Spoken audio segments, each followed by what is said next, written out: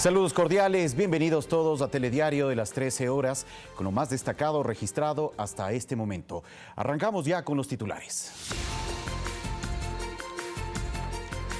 Desde 5 hasta 20 años de exoneración del pago del impuesto a la renta para nuevas inversiones, contempla el proyecto de ley de fomento productivo. El Frente Económico ofreció hoy más detalles sobre el documento. La puerta se abrió para la concentración de frecuencias en 3 grupos. Así lo advierte el informe borrador de la Contraloría General del Estado. En Telediario conoceremos más sobre las irregularidades señaladas en el documento. Continúan las investigaciones para dar con el paradero de la pareja ecuatoriana secuestrada. Así lo aseguró el ministro del Interior, Mauro Toscanini. También se confirmó que alias Weiner es el responsable directo del atentado al cuartel de policía en San Lorenzo, provincia de Esmeraldas. Más de 20.000 cupos en 229 carreras a nivel nacional se ofertaron en educación técnica y tecnológica. Augusto Barrera inauguró el primer periodo académico 2018. En lo internacional, Horacio Cartes renunció a la presidencia de Paraguay. Ahora será senador. El sillón presidencial lo ocupará Mario Abdo Benítez.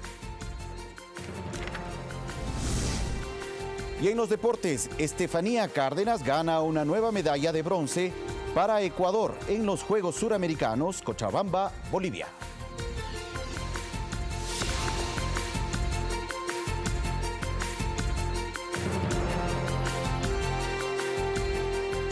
Arrancamos con las noticias. La Asociación de Medios Digitales del Ecuador entregó en la Asamblea Nacional un proyecto de reformas a la Ley Orgánica de Comunicación para que este conglomerado de medios sea incluido en la propuesta de ley. Además, propone que el Código de la Democracia se los tome en cuenta para la distribución de las franjas publicitarias.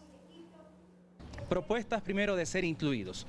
Actualmente hay un artículo que es el 5, que incluye a los medios de comunicación tradicionales, radio, televisión, prensa escrita, pero se obvia a los medios digitales, relegándonos al reglamento que está en su artículo 3, pero que no puede estar sobre lo que es la ley principal, en este caso la Ley Orgánica de Comunicación.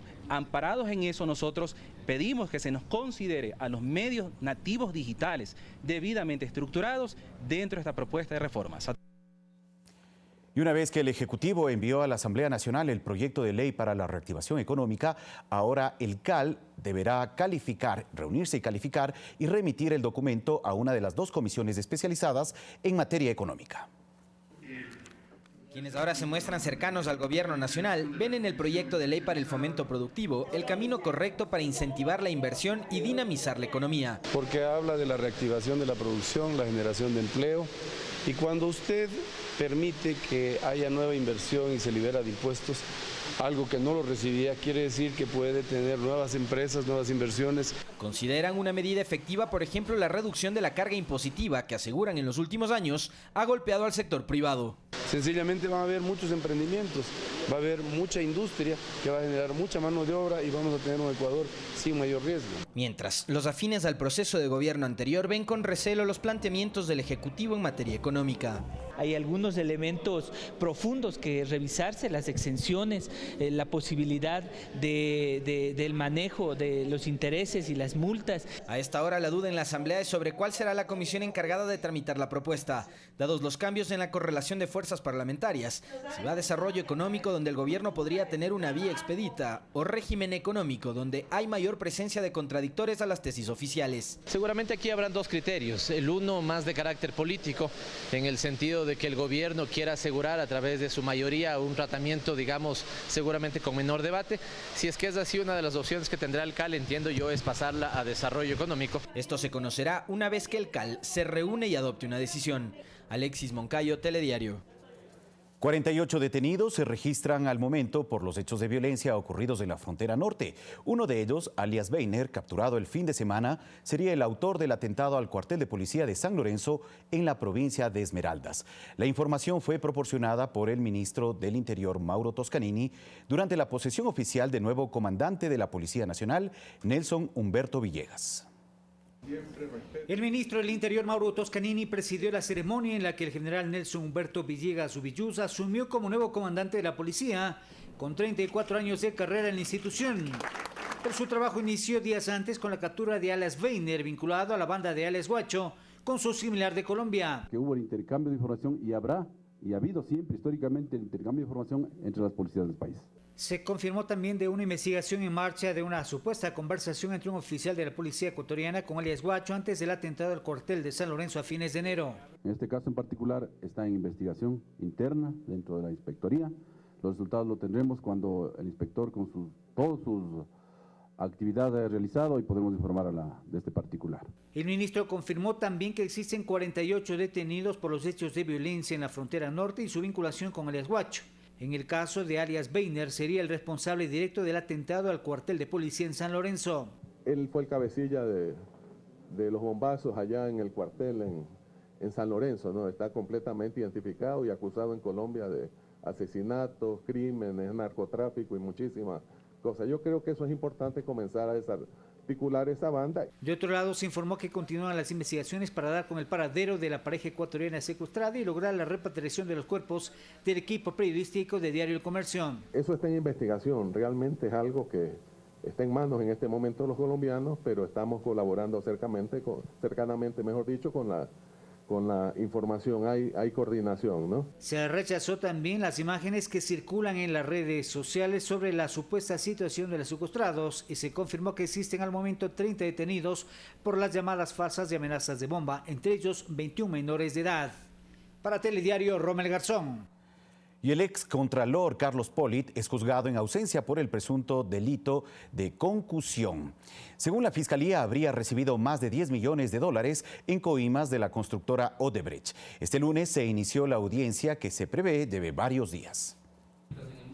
El excontralor Carlos Polit, quien se encuentra prófugo, y su hijo son juzgados por el presunto delito de concusión. A decir del fiscal general Paul Pérez, en esta audiencia de juicio demostrarán tanto con pruebas testimoniales, periciales y documentales que el exfuncionario público, en calidad de autor y con la complicidad de su hijo, recibió de Odebrecht 10.1 millones de dólares, dinero que se habría entregado en efectivo y transferencias a través de empresas como Plastiquímicos Sani. Según la fiscalía, su hijo sirvió de intermediario para prestar el dinero de las coimas al 5% de interés. A cambio, habría desvanecido glosas civiles impuestas a la constructora por un monto de 70 millones de dólares a causa de irregularidades en el proyecto hidroeléctrico San Francisco, además de emitir informes favorables para Odebrecht. Resulta incomprensible que luego de que existe un acuerdo con Procuraduría General del Estado entre Hidropastasa y el consorcio Odebrecht y que Odebrecht cancela la totalidad de esos valores, inclusive un valor mucho más allá, es decir, 9 millones más,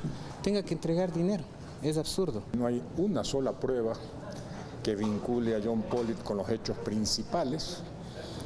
Hemos afirmado que lo que ocurrió en 2016, 2014, nada tiene que ver con un supuesto delito cometido en el 2009 al 2011. Los abogados cuestionan que la Fiscalía se base en el testimonio del ejecutivo de Odebrecht, José Conceizao Santos, con quien Polit mantuvo una conversación que fue grabada. Porque se está basando únicamente en las declaraciones de una persona que todos conocemos sus antecedentes, que es un delator que lamentablemente en el Ecuador no ha recibido una sentencia de un solo segundo, que es lo más raro. En la diligencia se prevé la participación de más de 40 testigos de las partes, por lo que se estima lleve varios días. El tribunal que preside la audiencia está conformado por los jueces Edgar Flores, Marco Rodríguez e Iván Saquicela. Polit también fue acusado del delito de asociación ilícita, sin embargo, esta etapa quedó suspendida mientras permanezca en calidad de prófugo. Olga Velasco, Telediario.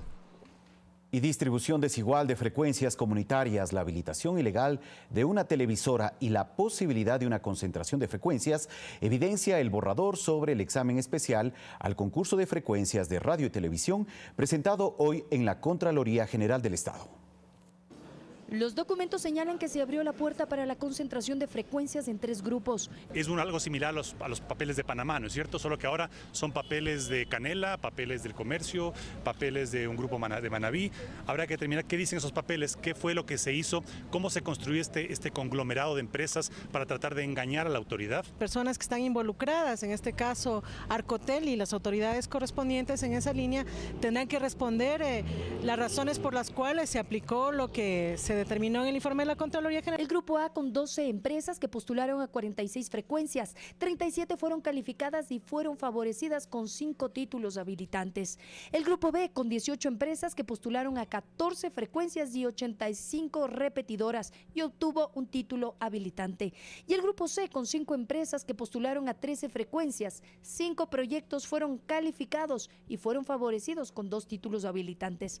Según el borrador del examen especial al concurso a los procesos de concesión de las frecuencias de radio y televisión analógica y digital. En realidad son aproximadamente unas 500 frecuencias, ¿no es cierto? Si es que sumamos todas, de 1.400 que estaban en concurso. El grupo A es el del legislador Jorge Yunda.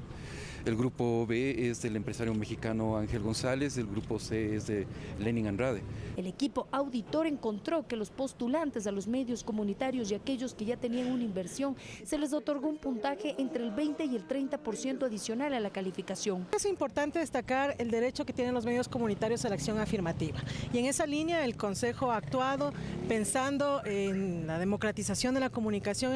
También llamó la atención de Contraloría el caso de Televisión Satelital, que fue descalificada y que por un dictamen jurídico de la Agencia de Regulación y Control de Telecomunicaciones, Arcotel, fue habilitada nuevamente. Establecería indicios de tráfico de influencias, porque es una empresa que, si bien es cierto, no calificaba y no cumplía con los requisitos, súbitamente se le subsanó los requisitos para que puedan participar.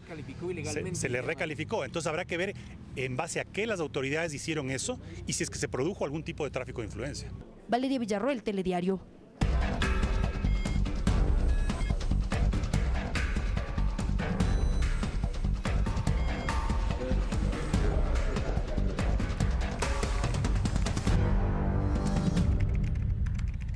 La millonaria compra del helicóptero del Cuerpo de Bomberos de Quito se realizó sin estudio de mercado y con información desactualizada. Así lo señala el informe de Contraloría y otros documentos a los que tuvo acceso la Unidad de Investigación de los Medios Públicos. Los detalles a fondo a continuación. A la millonaria inversión en la compra del helicóptero del Cuerpo de Bomberos de Quito le abruman al menos 8 problemas y presuntas irregularidades que han hecho necesaria la intervención de la Contraloría General del Estado y del CERCOP.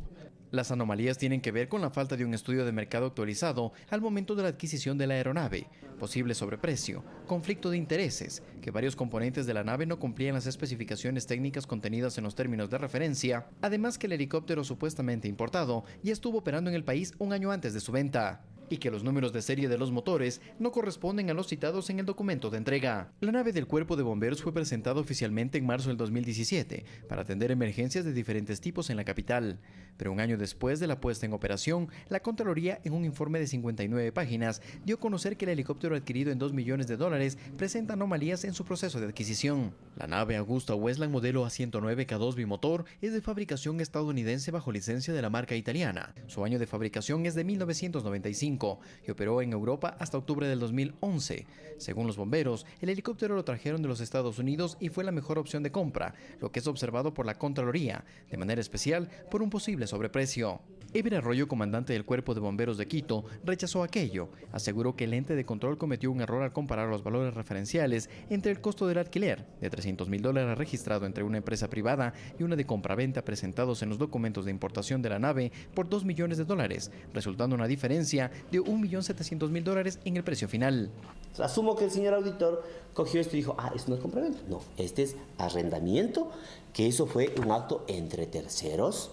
No fue un acto con el Cuerpo de Bomberos y esto fue en el 2015, nuestra actividad nace en el 2016. Entonces creo que se confunde con esto. En el informe de Contraloría se menciona que tras el requerimiento de los bomberos para mejorar el combate a los incendios forestales y reducir los tiempos de atención en el traslado de los heridos ante una emergencia, se inició los trámites de adquisición de una aeronave, para lo cual se realizó un proceso de compra en el exterior. Para ello se realizó una pequeña publicación en un periódico local de Miami, en el cual se presentaron dos proformas, una por 2 millones de la empresa Aeromaster S.A. LLC de la Florida y otra por 2.560.000 de la empresa Aeroleasing Corp. de Oklahoma, ambas de Estados Unidos. Contraloría determinó que ambas proformas corresponden al mismo helicóptero, pues Aeromaster S.A. de Estados Unidos arrendaba dicha nave Aeroleasing Corp. A su vez, esta empresa dio en arrendamiento mercantil a Aeromaster Airways, empresa establecida en Ecuador y subsidiaria de la empresa que vendió el helicóptero al Cuerpo de Bomberos. Por consiguiente, la nave estuvo en Ecuador un año antes de ser vendida a los bomberos, pero se estableció que para poder venderla, sacó la aeronave del país para importarla nuevamente por el valor proformado con incremento. El contrato y las condiciones en las que se dio la transacción para adquirir el helicóptero no se conocieron por parte del Servicio Nacional de Contratación Pública, sino tiempo después. Así lo confirmó la directora del CERCOP, Silvana Vallejo, quien cree que se incumplió con la ley. Ellos realizan el proceso, no se publica en el portal oficial, por lo tanto CERCOP no conoce de esos términos. Más aún cuando se especifica que para un proceso de compra en el exterior se debe garantizar una convocatoria competitiva. Eso lo tiene que justificar el Cuerpo de Bomberos, tiene que justificar obviamente que el proceso fue realizado de una manera amplia, fue realizado con estudios de mercado, que es lo que manda la Ley de Contratación Pública, que fue algo que permitió la concurrencia de varios proveedores. El informe de Contraloría menciona justamente que la compra se efectuó sin un análisis de mercado para conocer el precio de la nave y que los estudios que fueron parte del proceso no se actualizaron. El ente de control en su informe también observa que algunos componentes no coinciden con la orden de entrega del equipo e identificó un posible conflicto de interés. Este y otros detalles se lo presentamos en una segunda entrega. Carlos Flores, Telediario. 13:17, momento de hacer una pausa. Regresamos en breve con información relacionada a los nuevos planes de vivienda que se están ejecutando para la provincia de Esmeraldas. Sigan con nosotros.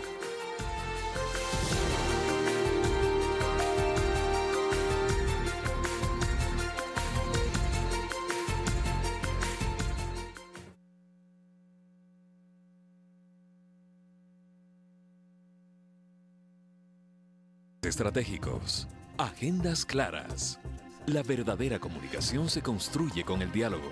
Los actores políticos y sociales del país responden a las interrogantes de la ciudadanía en un conversatorio con los medios públicos. ¿Cuál es la percepción de usted? Frente a los medios, todos los miércoles a las 20:30.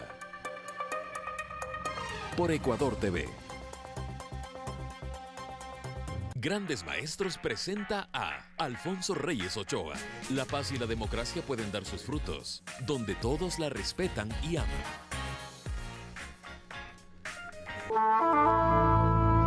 Yo soy yo y mi circunstancia. Y si no la salvo a ella, no me salvo yo. La vida nos entrega los naipes, pero nosotros los barajamos. Uno de los presentadores más emblemáticos de la televisión ecuatoriana. Sus mejores entrevistas a los personajes que marcaron la historia. Bernard Fullers. Recordemos su legado. En Somos Memoria. Todos los lunes a las 19 horas. Por Ecuador TV. Actores. Bueno, en Argentina, en mi tierra, filmé 18 películas. Activistas. Yo creo que es necesario volver a construir un nuevo código de ética de paz. Escritores. Si el envase es malo, es torpe, va en contra del mensaje que pueda decir el contenido, ¿no? Músicos. Los dos nacieron juntos, Camilo y Hombre. Y un día se perdieron, ¿no? ¿Quién sabe dónde? Personajes que hicieron la diferencia. Vidas que marcan la humanidad. Biografías. Todos los martes 22:30. Por Ecuador TV. 11º Juegos Suramericanos Cochabamba 2018. Hoy, 17 horas. No se pierda la competencia donde participan nuestros compatriotas con el equipo de natación. Vive los Juegos Cochabamba 2018 por Ecuador TV.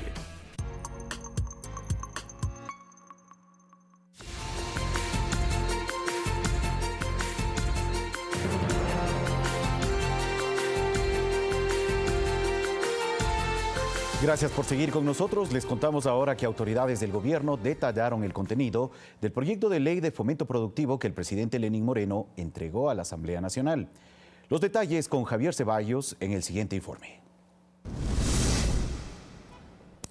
Gracias, Fabricio. Muy buenas tardes.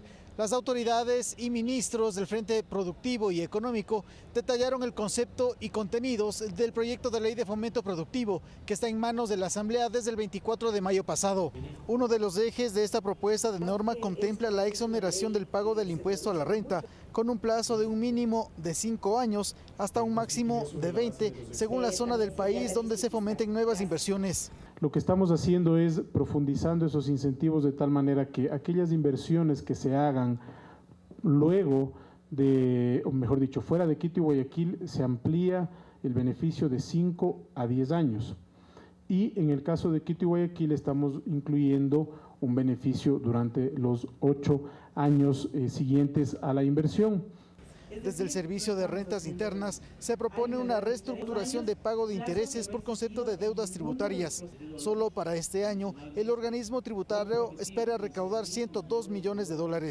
El primero es la devolución del ISD a los exportadores que efectivamente demuestren el ingreso neto de divisas. Asimismo, se amplía el ámbito de los sectores priorizados actualmente definidos. ¿A cuáles? A la exportación de servicios, al desarrollo inmobiliario. Este proyecto de ley apunta básicamente al fomento productivo y generación de empleo.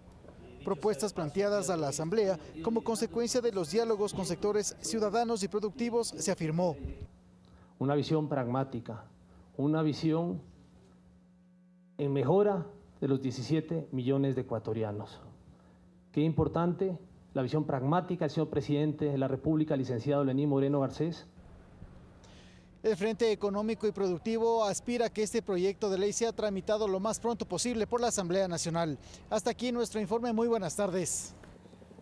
Buenas tardes y muchas gracias a Javier Ceballos por su reporte. Y el Ministerio de Desarrollo Urbano y Vivienda y la empresa pública Ecuador Estratégico avanzan en la construcción de nuevos planes habitacionales y en la reparación de casas en Esmeraldas, como parte del mecanismo de intervención social y en materia de seguridad en esta provincia. En el Cantón San Lorenzo, específicamente en la zona afectada por la explosión de un coche bomba el pasado 27 de enero, la intervención estatal comprende la reconstrucción de 14 viviendas que fueron afectadas, así como la reparación de otras 45 casas. Sin embargo, los trabajos realizados no convencen del todo a sus habitantes y beneficiarios. Han pasado 4 meses y la gente todavía se moja. Estos días llueve y llueve y la gente se moja. Y el Midubi no sé por qué. El municipio hizo un levantamiento. Tenemos 189 casas y el Midubi solo consideró 50, 60. Con un nuevo equipo que viene a hacer una evaluación que no se hizo al comienzo, una evaluación técnica, va a sacar las conclusiones precisas. El ministro de Desarrollo Urbano y Vivienda, Javier Torres, recorrió la zona y advirtió con sanciones para aquellos contratistas que no cumplan con los tiempos establecidos o cuyas obras presenten problemas en su infraestructura.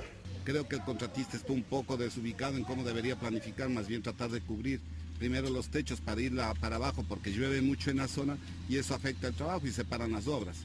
Creo que es importante, lógicamente, que el contratista vaya revisando esas acciones y hemos hecho un análisis y vamos a seguir levantando un diagnóstico con la comunidad. Posteriormente, el secretario de Estado recorrió un proyecto habitacional que construye la empresa pública Ecuador Estratégico para 298 familias, cuya selección la hará el Midubi en conjunto con el Ministerio de Inclusión Económica y Social. Se irá revisando los parámetros de pobreza por medio del registro social. A eso le vamos a ver, además de las vulnerabilidades como es discapacidad, madres solteras, madres por violencia, todo lo que es femicidios, tercera edad. César Eduarte, Telediario. La ministra de Salud, Verónica Espinosa, y los asambleístas de la Comisión de Salud participaron en un conversatorio sobre el nuevo Código Orgánico. Alumnos, docentes y profesionales fueron parte de la actividad organizada por la Universidad de Guayaquil. En julio estaría listo el informe para el segundo y definitivo debate del nuevo Código Orgánico de Salud.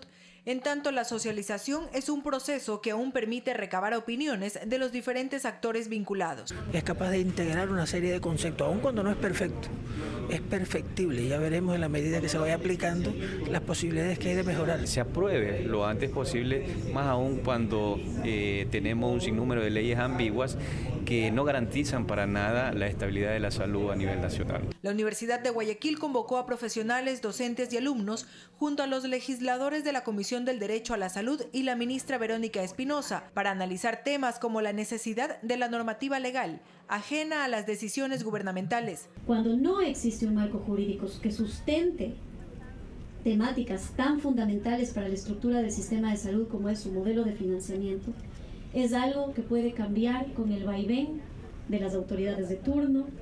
La seguridad jurídica que brinde para el Sistema Nacional de Salud permitirá atribuir responsabilidades y derechos a quienes ejercen y a los usuarios. Así lo explicó el asambleísta William Garzón.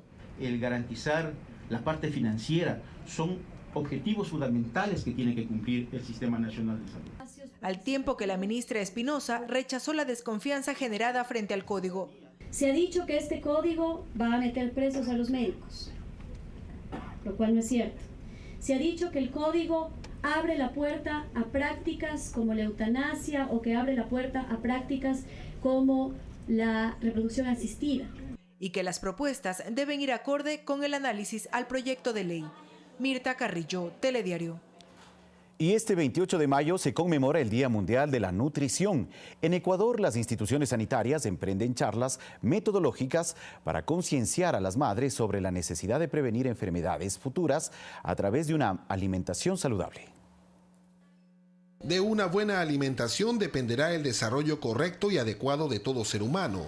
De eso están conscientes muchas madres para quienes un momento clave es en la etapa de gestación. Como padres debemos saber que hay una pirámide alimenticia, ¿no? Donde ya vienen clasificados los alimentos que los niños deben tomar, ¿no? Desde su nacimiento. No me gusta mucho el tema de las frituras.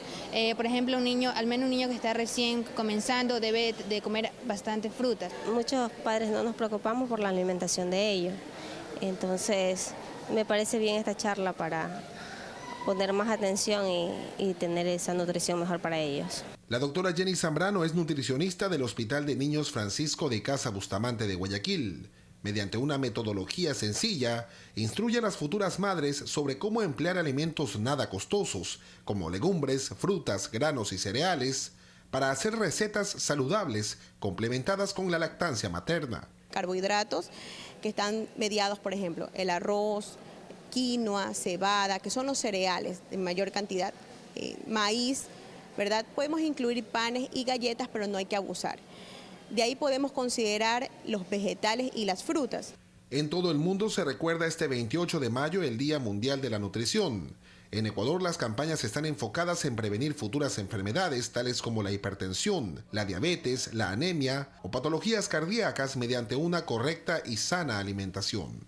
César Eduarte, Telediario. Y en Ambato, provincia de Tungurahua, el Distrito de Salud 2 intensifica el barrido documentado de vacunación para prevenir el sarampión, la rubiola y la parotiditis. Hasta la fecha, las brigadas visitaron más de 3.341 casas. Alejandra García acudió a vacunar a su pequeña niña para prevenir enfermedades como el sarampión, rubiola y parotiditis. En las 13 unidades del Ministerio de Salud del Distrito 2 Ambato, la población acude desde tempranas horas para ser atendidas e informarse de medidas preventivas para evitar el posible contagio. El contagio de más personas que tal vez están pasando por su lado y al estornudar lo contagian. Las campañas puerta a puerta buscan casos sospechosos de sarampión. En lo que va del año, más de 415 familias fueron visitadas por las campañas de vacunación. Ahora se ha mejorado bien, atienden bien, como debe ser. Para Carla Proaño, estratega de inmunización, en el Distrito de Salud Ambato 2 no se registran casos de sarampión. Se han aplicado 1.419 dosis de sarampión, primera dosis, y 1.325 segundas dosis de sarampión. Monitoreos rápidos de cobertura de vacunación y con ello barridos documentados. Uno de los pedidos de quienes realizan la vacunación es la colaboración de los padres de familia, ya que se busca el bienestar de los niños. Máximo Barba, Telediario. Y en otro tema les contamos que Aldeas SOS impulsa la campaña Me Importan, destinada a generar conciencia sobre la importancia de proteger los derechos de niños, niñas y adolescentes a crecer en un entorno familiar libre de violencia y de otros peligros como el abuso sexual.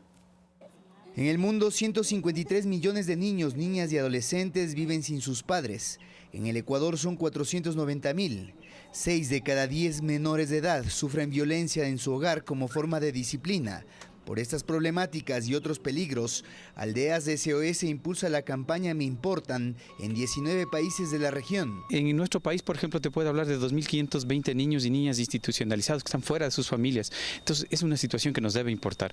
¿Por qué me importan? Porque 6 de cada 10 niños, niñas y adolescentes son vulnerados sus derechos en manera física, sexual, emocional, negligente. Esta ONG desde 1949 acoge en sus aldeas a niños, niñas y adolescentes en situación de vulnerabilidad, además de promover relaciones positivas en los hogares que protejan sus derechos fundamentales. Tenemos actualmente 71 niños, niñas y adolescentes y jóvenes, porque trabajamos con todos los niños que vienen con medida de acogimiento, ya sea del juez o de una medida temporal que sea dictada por la Junta de Protección.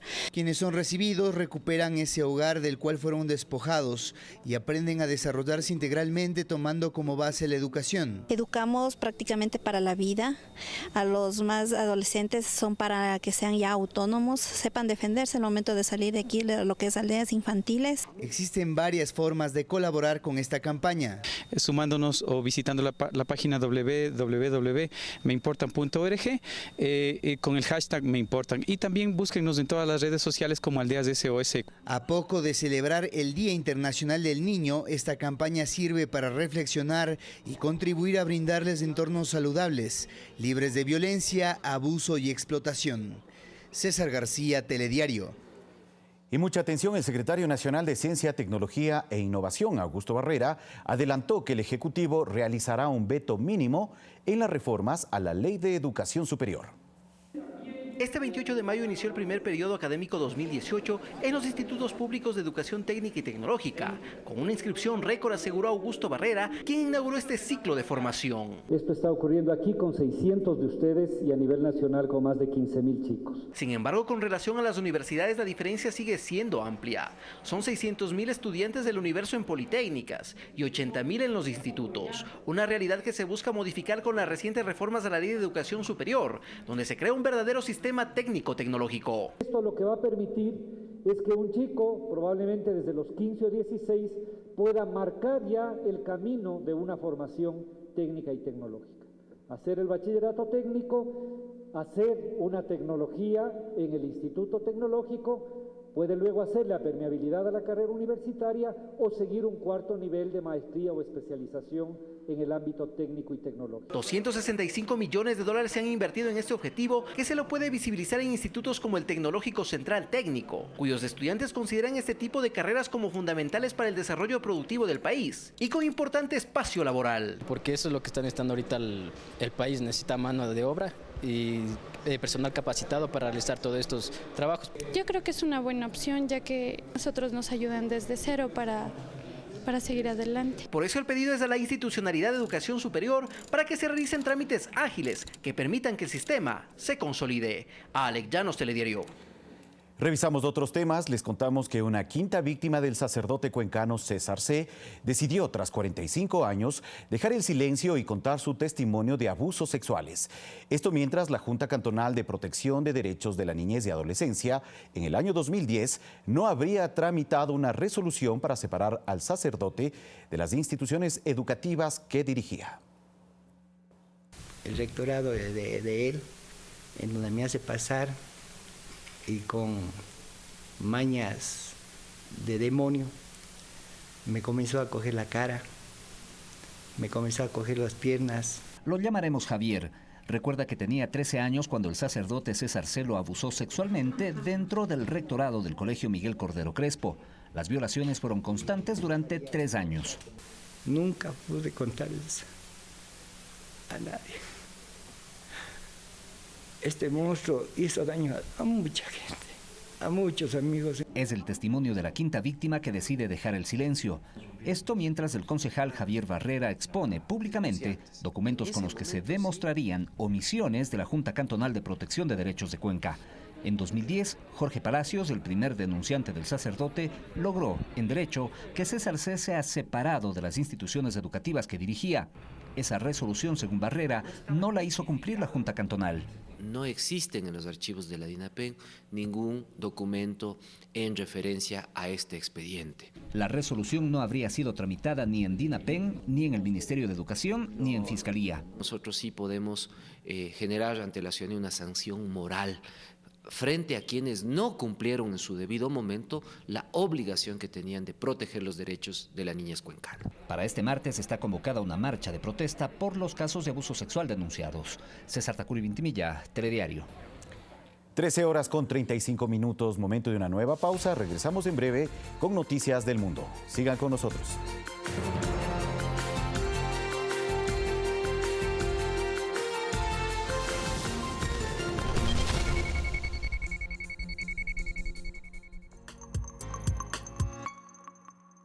Lugares inhóspitos, animales peligrosos, climas despiadados. Prepárate para la lucha entre humano y naturaleza. Con los exploradores más arriesgados del mundo, en una batalla de pura adrenalina, sobreviviente, escape del infierno y sobrevivientes extremos. Franja Extrema. De lunes a viernes, 20 horas.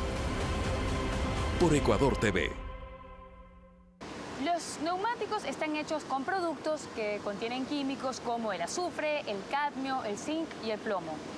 Pero ¿sabían que las llantas o neumáticos realmente no caducan? El tiempo límite de uso de las llantas se da por la seguridad de sus ocupantes. Ecohuellas. Este martes 16:30 por Ecuador TV. Siguen las enseñanzas de cine. Estamos en una locación muy linda que se llama Zulupali. Mientras los instructores conocen hermosos paisajes azuayos. Y el potencial actoral se muestra. ¡Es un regalo de nuestra mamá tierra! Empresa, te juro, estoy... Encuentros con el cine Azuay. Hoy a las 16:30. Por Ecuador TV. 11º Juegos Suramericanos Cochabamba 2018. Hoy, 17 horas. No se pierda la competencia donde participan nuestros compatriotas con el equipo de natación. Vive los Juegos Cochabamba 2018 por Ecuador TV. Nuestro planeta está en cambio. Noticias. Cultura. Política. Actualidad. Los hechos que marcan la historia están en Informe Mundial. Sábado, 20:30.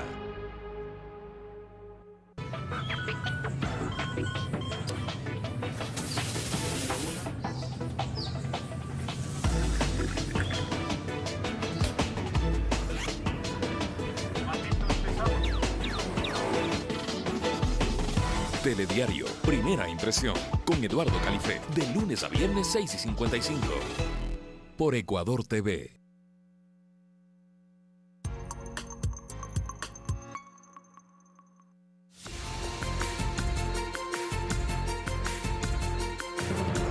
Revisamos ahora información del mundo. El presidente de Paraguay, Horacio Cartes, renunció a su cargo. El anuncio lo hizo a través de su cuenta de Twitter, en donde además publicó la carta enviada al Senado. Cartes decidió dimitir para continuar sirviendo al país desde el Senado de la Nación, cumpliendo con la voluntad popular depositada en las urnas. Su mandato debía finalizar el próximo 15 de agosto para ser sucedido por Mario Abdo Benítez. Si su renuncia es aprobada en sesión extraordinaria de ambas cámaras del Congreso, la actual vicepresidenta Alicia Pucheta asumiría el cargo temporalmente hasta el próximo 15 de agosto. Iván Duque y Gustavo Petro avanzan a la segunda vuelta electoral. El próximo 17 de junio se conocerá quién es el nuevo mandatario de Colombia. Con el 39% de los votos, el candidato de Centro Democrático, Iván Duque, ganó la primera vuelta de las elecciones. ¡Sí va a ganar! ¡Gustavo Petro ganará!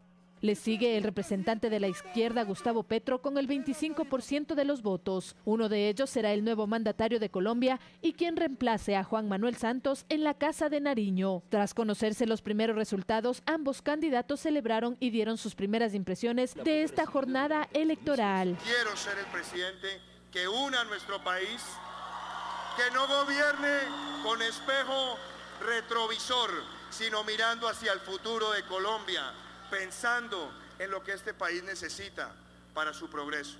Libres de la ciudadanía, las que no parecen tener techo, vamos avanzando con paso firme, constante, siempre adelante. Pueden ustedes tener la certeza que vamos a vencer, que se puede cambiar la historia de Colombia. Sergio Fajardo se ubicó tercero con el 23,73% y en cuarto lugar Germán Vargas con el 7,28%. Por supuesto que felicito a los ganadores y en los próximos días tomaremos una decisión. El proceso electoral se llevó a cabo con normalidad. Más de 36 millones de colombianos fueron habilitados para votar y elegir al sucesor de Juan Manuel Santos, que termina su gobierno de 8 años este 7 de agosto. Fernanda de la Bastida, Telediario. Y como lo decíamos, Colombia va a la segunda vuelta electoral liderada por el derechista Iván Duque y por primera vez en los últimos 50 años un izquierdista, Gustavo Petro. Ecuador TV analizó las propuestas de los dos candidatos que tienen como tema central el acuerdo de paz y la tensión de la zona de frontera con Ecuador. Los colombianos regresarán a las urnas el 17 de junio para una segunda vuelta electoral. En un especial realizado por Ecuador TV se analizaron las dos propuestas que ponen como eje central el acuerdo de paz con la exguerrilla de las FARC.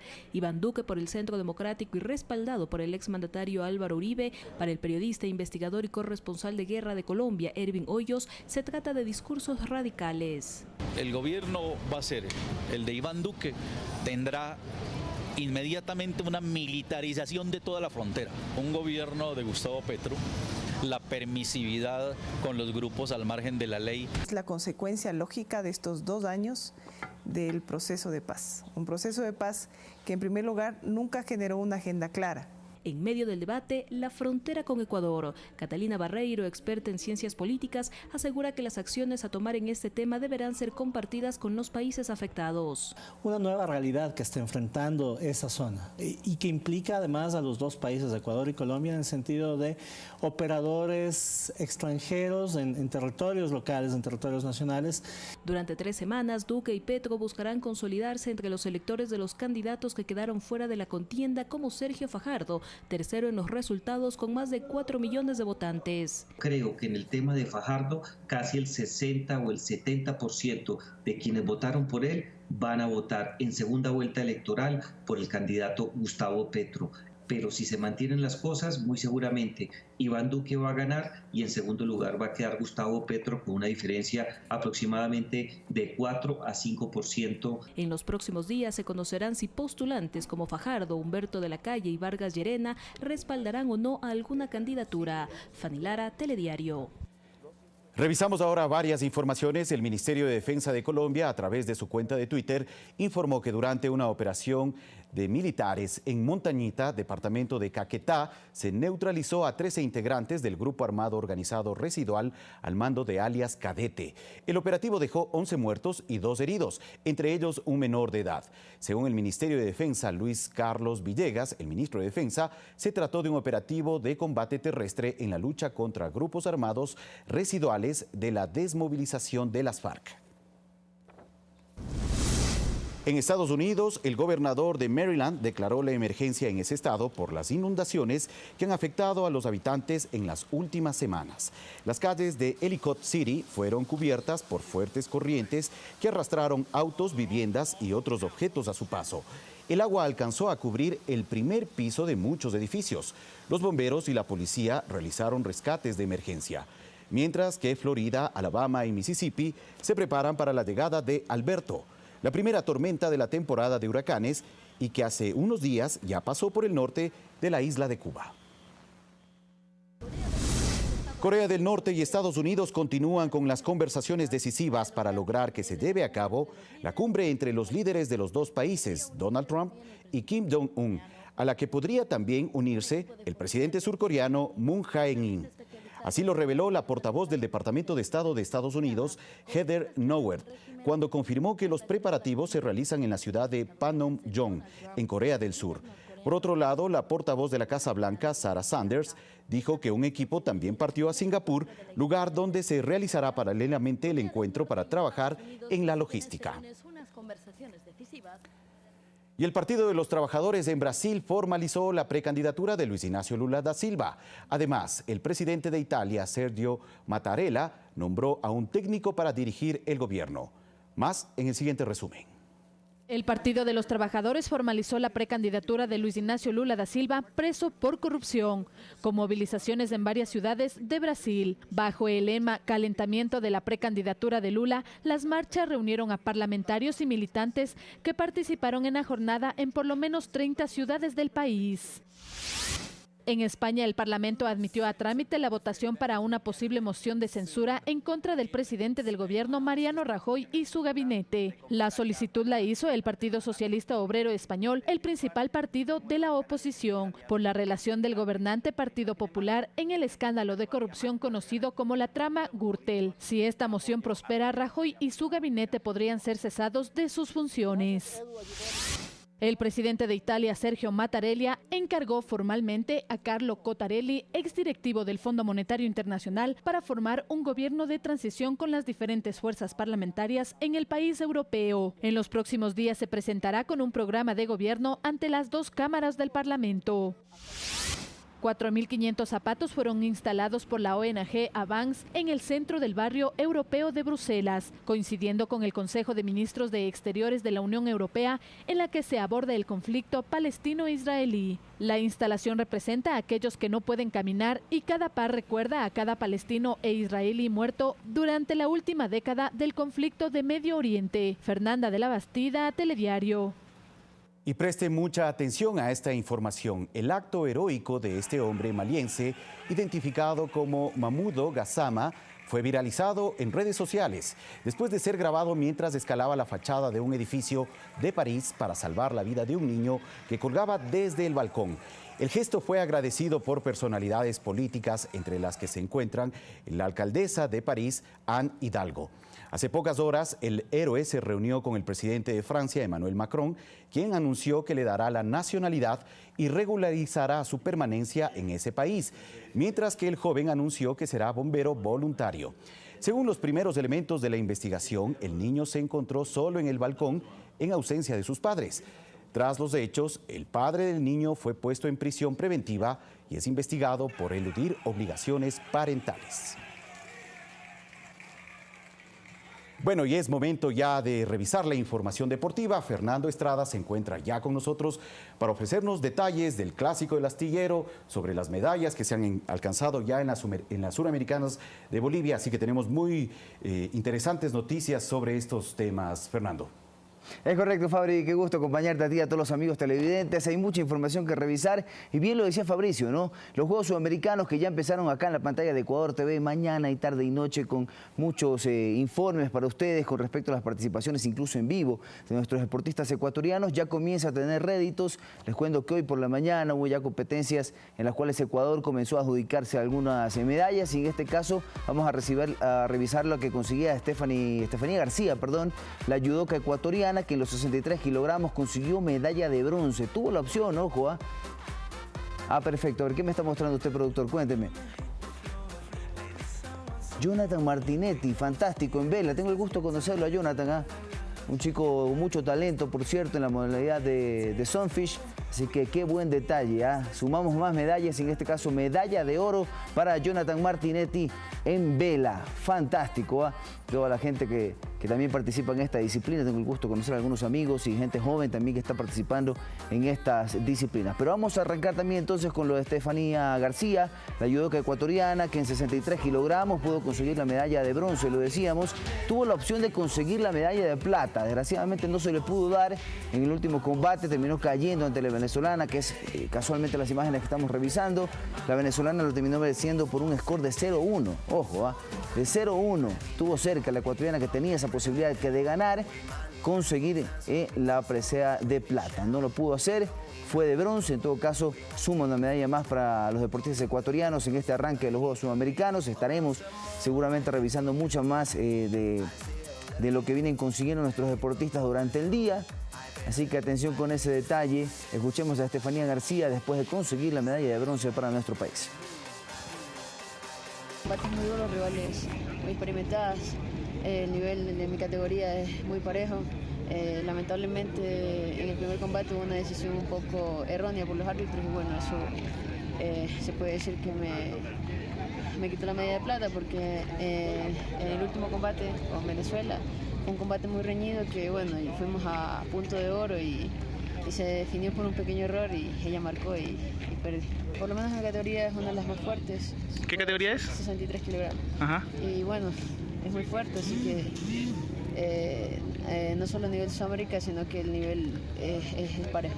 Un mismo sentir, un solo latir. Toda la razón para Estefanía García, es bastante complejo el nivel y la exigencia es bastante grande. Por eso vamos a revisar la victoria de nuestro compatriota Lenin Preciado en esta misma disciplina de judo, donde teníamos cifradas esperanzas que fueron confirmadas después con la medalla de oro para el ecuatoriano. Esto fue ayer, por cierto, esto fue ayer, donde consiguió la medalla de oro en la categoría de menos de 60 kilogramos, derrotando en la final al brasileño Segantin por un score de 10-0, señores. Lapidario el ecuatoriano, lapidario para poder conseguir la medalla de oro en judo. 60 kilogramos o menos de 60 kilogramos. Ahí vemos al ecuatoriano con toda su habilidad, así que fantástico por él. Hay que felicitar a los judocas que comienzan a dar resultados en una disciplina donde teníamos expectativas. Acá está la premiación de nuestro judoka, que vestía de blanco en la batalla, así que escuchemos también el orgullo de nuestro deportista. Hay que seguir rompiendo esquemas, como lo dijo a mi ex entrenador Roberto Ibáñez, que el que no rompe esquemas es una persona que se queda. Entonces, para mí es eso, seguir haciendo historia, seguir dando emociones y llegar hasta donde más no pueda. Creo que cuando en el camino hay obstáculos, eso te motiva más aún a querer las cosas, a desearlas más. Entonces, hubieron inconvenientes en el camino y eso me dio así como que más ganas de desear esa medalla. Entonces, la motivación no se pierde nunca. Y para mí, como lo mencioné hace un momento, lograr cosas que no se pueden en lo personal es algo satisfactorio para mí. Y quiero dejar haciendo los logros que yo también venga otra persona y lo supere. Bien, eso sería lo ideal, ¿no? Ojalá puedan muchos seguir el ejemplo de Lenin Preciado y compañía. Vamos a revisar la primera satisfacción que recibimos, porque esta fue la primera medalla que conseguimos como país la mañana de ayer, donde Miriam Núñez se adjudicó la medalla de bronce en ciclismo de ruta contra reloj. Fantástico realmente en lo individual, lo de nuestra compatriota, con un tiempo de 28 minutos 44 segundos y 52 décimas. Lo que consiguió Miriam Núñez para adjudicarse esta medalla de bronce. Repito, la primera que conseguimos como ecuatorianos en esta competición. Escuchemos a la ecuatoriana. Quiero agradecer al Ministerio del Deporte, a mis entrenadores Santiago Rosero y Washington Vargas, que ellos han confiado siempre en mí, y con lágrimas agradecerles a toda mi gente de Ecuador, y les dedico a ustedes esta medalla, en especial a mis padres. Desde principio a fin estaba muy duro la competencia, ya que Colombia es potencial en el ciclismo, y estar con ellas en un podio es un orgullo para mí. Tengo la prueba de ruta, la pista y la montaña. Espero dar lo mejor de mí y poder sacar más medallas para mi país. Bien, fantástico. Vemos que el ciclismo nos sigue dando satisfacciones. Esto es muy bueno, importante y hay que seguir metiendo el apoyo a esto. Vamos a hablar casualmente de nuestro máximo representante que en estos momentos nos tiene muy orgullosos consiguiendo el 4º lugar en el Giro de Italia una vez que se ha cerrado esta competencia que se disputa en tierras italianas. Escuchemos al ecuatoriano y su satisfacción de haber podido conseguir un lugar histórico.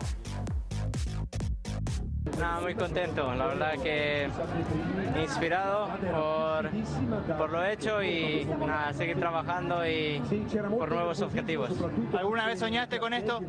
No, la verdad que soñé solo con venir a competir, pero nunca estar entre los 5 mejores del mundo. La verdad que es un sueño cumplido. Felicitaciones. Gracias. Sueño cumplido. Hace un año en la pantalla de Ecuador TV, él manifestaba que su gran sueño era hacer un gran Giro de Italia. Lo consiguió apenas un año después, 12 meses después, hizo lo que pocos quizás hubieran esperado. Un abrazo para él y para todo su equipo de trabajo. Por el momento nosotros nos despedimos. A las 14 horas más información deportiva. Usted no se despegue de la pantalla de Ecuador TV.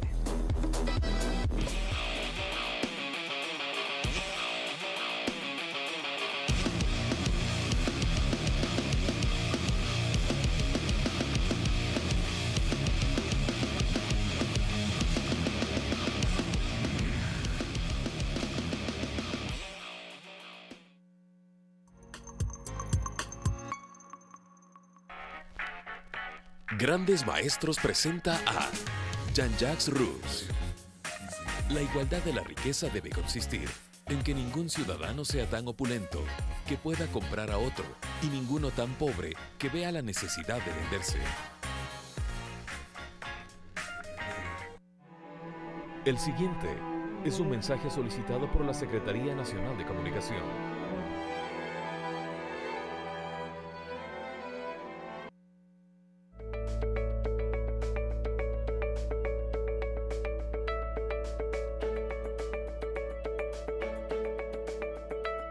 Las brigadistas son la puerta de entrada para que los grupos de atención prioritario del país se beneficien del Plan Toda una Vida que involucra a todas las instituciones del Estado que desde sus competencias aportan para el bienestar de las familias.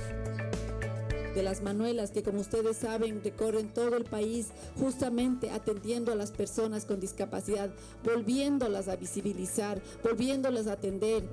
Las manuelas han visitado a cerca de 47.000 familias, que eso se traduce a más de 230.000 personas intervenidas.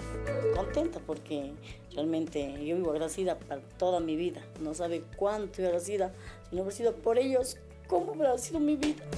El trabajo de las manuelas continúa en todo el país. Hasta mayo de este año ya se han visitado 20 provincias del Ecuador. Hemos realizado las respectivas articulaciones con los diferentes ministerios que cuenta el Estado para que puedan estas personas ser atendidas con las necesidades que se identificó en el territorio. Hasta diciembre de este año, la meta es intervenir a más de 35.000 hogares de personas con discapacidad.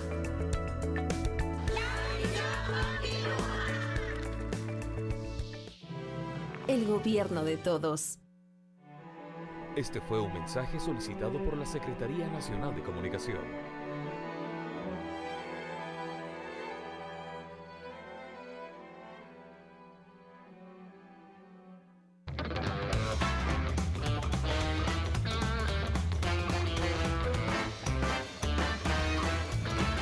Café TV, también los sábados, de 9 a 11 horas, por Ecuador TV.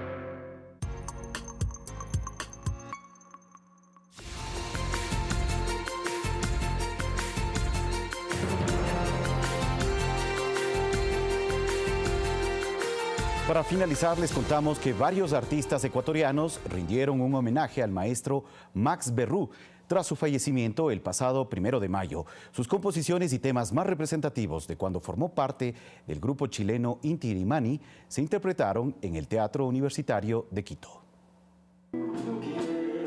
12 artistas y músicos en escena cantaron a la vida tal cual lo hizo el maestro lojano Max Berrú. cofundador de Inti Illimani y uno de los más importantes artistas ecuatorianos a nivel internacional.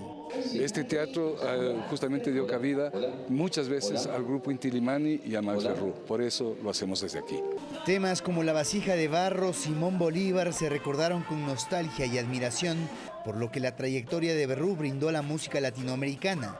Entre los participantes estuvieron grupos como Iliniza, Huipala, Teatro Ensayo, Fiesta Mestiza, entre otros. Bueno, halagados y a la vez muy representados porque Max definitivamente fue uno de esos personajes que trascendió con el arte, trascendió con la música, por su historia, por su revolución a través de su canto. Eso ha marcado, creo que a nivel de los músicos ecuatorianos y no solo ecuatorianos, sino a nivel del mundo, un norte que nos ha permitido a nosotros juntarnos a esas causas de la revolución, a esas causas de cantarle a la vida. Aunque ya no está físicamente, sus canciones y la trascendencia ideológica de sus letras permanecen vivas no solo entre quienes le rinden homenaje, sino en aquellas generaciones que sobrevivieron a las dictaduras militares y que creen en causas que abanderaron agrupaciones como Inti Illimani, que cantaban por la justicia social y un mundo mejor. César García, Telediario. Gracias a todos, aquí finalizamos Telediario. Recuerden acompañarnos más adelante, 19 horas, en el microinformativo y a las 21 horas en Telediario Estelar. Feliz tarde a todos.